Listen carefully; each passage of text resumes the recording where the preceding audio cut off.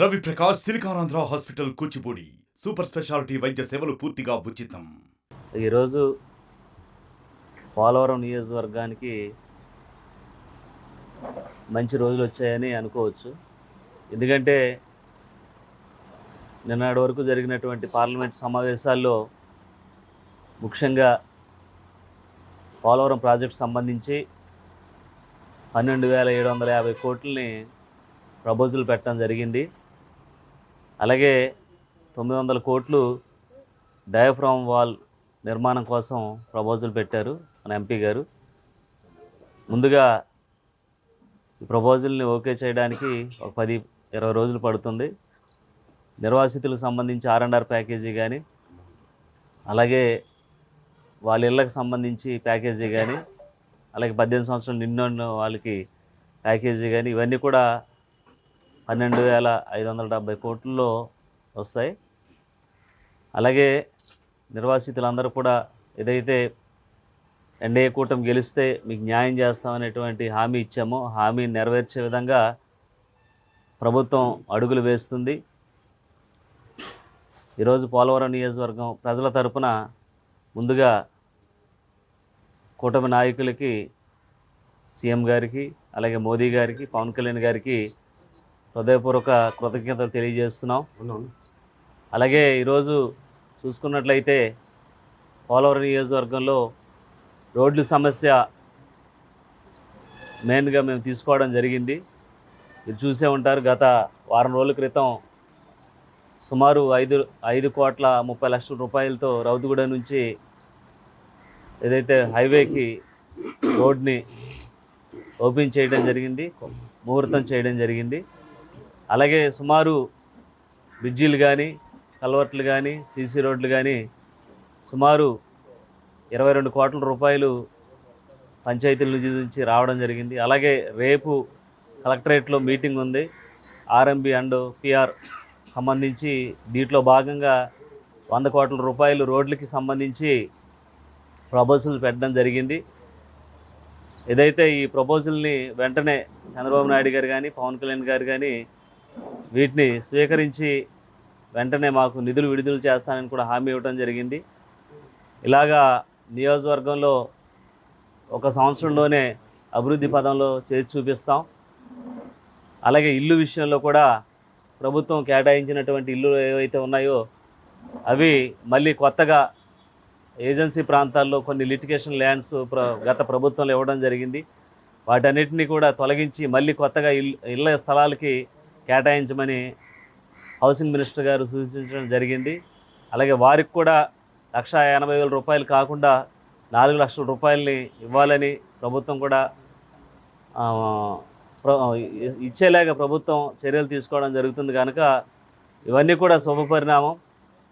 అలాగే ఈరోజు చూసుకున్నట్లయితే ముఖ్యంగా మనకి జీలిమిల్లి మండలం, బుట్టాయిగూడెం మండలం సంబంధించి R&R ప్యాకేజీ ఏదైతే ఉందో దీన్ని సీఎం గారి దృష్టికి తీసుకెళ్ళడం జరిగింది.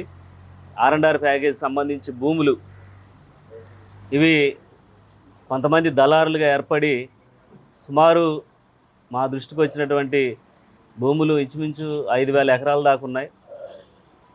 వీటన్నిటిని కూడా ఏదైతే ఇక్కడ ఉన్నటువంటి గిరిజనులకి, ఏదైతే అక్కడ నుంచి వచ్చే నిర్వాసిత గిరిజనులకి ఇక్కడ ఇచ్చినటువంటి ల్యాండ్స్ని దళారులుగా ఏర్పడి కొన్ని కోట్ల రూపాయలు కొలగొడుతున్నారు.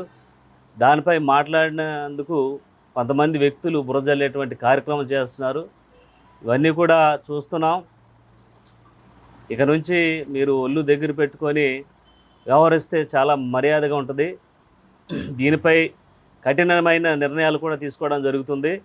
ఎవరైతే ఈ 5 సంవత్సరాలు ఈ గిరిజన నిర్వాసితులను మోసం చేసి వాళ్ళ దగ్గర తక్కువ కౌలు తీసుకొని ఎక్కువగా కౌలుకి బయటకు ఇస్తున్నటువంటి దళారులకి అవసరమైతే PD యాక్ట్ ఓపెన్ చేసి అయినా సరే జైల్లో కూర్చోబెట్టే కార్యక్రమం చేస్తున్నాం.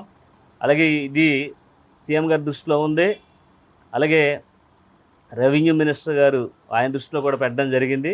దీనిపై కఠిన చర్యలు కూడా తీసుకోవడం జరుగుతుంది. ప్రతి ఒక్క నిర్వాసితుడికి, గిరిజన నిర్వాసితుడికి ఇక్కడ ఉండేటువంటి భూమిని సర్వే చేసి అప్పచెప్పడం జరుగుతుంది. ఎవరు కూడా నిర్వాసితులు ఎవరు కూడా భయభ్రాంతులకు గురి కావద్దు. తప్పకుండా ఎన్డీఏ కూటమి మీకు న్యాయం చేసే విధంగా ముందుకు వెళ్తుంది. అలాగే ఇంకో విషయం కూడా, ఈ 7 మండలాల్లో సంబంధించి కొంతమంది నా పేరు వాడుకొని డబ్బుల రూపంలో కానీ లేకపోతే ఇంకో రూపంలో కానీ నా పేరు వాడుకోవడం జరుగుతుంది, ఉద్యోగ రూపంలో కానీ వాడుకోవడం జరుగుతుంది. ఎవరు కూడా వాళ్ళ మాటలు నమ్మొద్దు. ఒకవేళ అలాంటివి ఎక్కడైనా జరిగితే తన మన భేదం లేకోకుండా ఇమీడియట్లీగా వారిపై చర్యలు తీసుకోవడం జరుగుతుంది.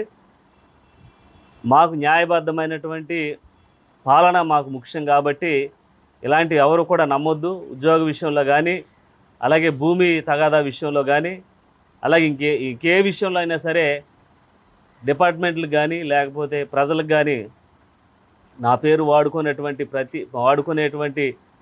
ప్రతి ఒక్కరికి తెలియజేస్తున్నాం. తస్మాత్ జాగ్రత్తగా ఉండండి. ఏమాత్రం మా దృష్టికి చాలా కంప్లైంట్స్ వస్తున్నాయి. ఎవరైనా సరే తన మన భేదం లేకోకుండా వీటిపై చర్యలు తీసుకోవడం జరుగుతుంది. అలాగే ఎన్డీఏ కూటమిలో ఏదైతే మేము ఆశిస్తున్నామో నియోజకవర్గం అంతా అభివృద్ధి చెందాలి. అలాగే ముఖ్యంగా జీలిగిమిల్లి మండలం సంబంధించి ప్రతి రోడ్డు కూడా ఎస్టిమేషన్ వేయడం జరిగింది. అలాగే ఇంటికి సంబంధించి ప్రతి గ్రామంలో ఇల్లును ఐడెంటిఫికేషన్ చేస్తున్నాం. అలాగే రేషన్ కార్డ్స్, కొత్త రేషన్ కార్డ్స్ కూడా 4-5 రోజుల్లో కొత్తగా పెళ్ళైనటువంటి వారికి కొత్త వారికి కూడా అందుబాటులోకి రానుంది. అలాగే పెన్షన్స్ కూడా ప్రతి గ్రామంలో కూడా ఎవరైతే అర్హులైనటువంటి పెన్షన్దారులు ఉన్నారో వారికి ఇమీడియట్లీగా అక్కడ ఉన్నటువంటి సచివాలయంలో నమోదు చేయాలని ప్రతి కార్యదర్శికి తెలియజేయడం జరిగింది. అలాగే మండలంలో ఏ సమస్య అయినా సరే ఎవరైతే వచ్చారో ఎవరైతే వెళ్ళారో వాళ్ళని ఇమీడియట్లీగా రౌడీ షీట్లు ఓపెన్ చేస్తాం. దాంట్లో మాత్రం వెనకడుగేయం. ఎందుకంటే తప్పుడు ఆరోపణలు చేస్తే వాళ్ళు ముందు అరెస్ట్ చేస్తాం. ఏదైతే మీకు ఇచ్చినటువంటి ఫిర్యాదులు ఉన్నాయో అందులో ఏమాత్రం తప్పు వచ్చినా సరే వాళ్ళు ఇమీడియట్లీగా వాళ్ళ మీద కూడా రౌడీ షీట్ ఓపెన్ చేసి లోపల కూర్చోబెడతాం. ఇది కేవలం గత 5 సంవత్సరాలు, గత 10 సంవత్సరాలు బట్టి ఎంత దందాలు చేస్తున్నారో మీ అందరికీ తెలుసు. ఒక మనిషి సుమారు 200 ఎకరం 300 ఎకరం చేసుకుంటున్నారు. అక్కడ నిర్వాసితులకు ఇచ్చేటువంటి కౌలు 10,000 అయితే వీళ్ళు బయట ఇచ్చేటువంటి కౌలు 70,000 రూపాయలు తీసుకుంటున్నారు. దీనిపై కొంతమంది వీళ్ళ దగ్గర కూడా తప్పు ఉంది. ఎవరి దగ్గర? నిర్వాసితులు, ఏదైతే గిరిజన నిర్వాసితులు ఉన్నారో ఆ నిర్వాసితులు కూడా అమ్ముడుపోయి మధ్యవర్తులుగా ఉండి బోకరిజం చేసుకుంటూ ఉన్న వాళ్ళకి కూడా ఒకటే చెప్తున్నాం, తోలు తీసేస్తాం.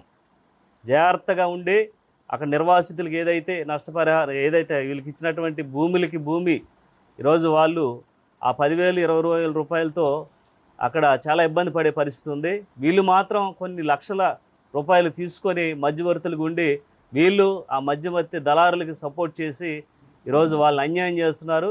ఆ 2-3 ప్రతి గ్రామంలో ఉన్నారు. వాళ్ళకి మాత్రం ఇమీడియట్గా మేము యాక్షన్ తీసుకోవడం జరుగుతుంది. మా దగ్గర రిపోర్ట్ వచ్చింది. ఏ మాత్రం సహించం ఎవరిని కూడా. మరిన్ని వీడియోస్ కోసం ఛానల్ ని సబ్స్క్రైబ్ చేయండి. లేటెస్ట్ అప్డేట్స్ కోసం వాట్సాప్ ఛానల్ ని ఫాలో చేయండి. అండ్ లింక్ డిస్క్రిప్షన్ లో ఉంది.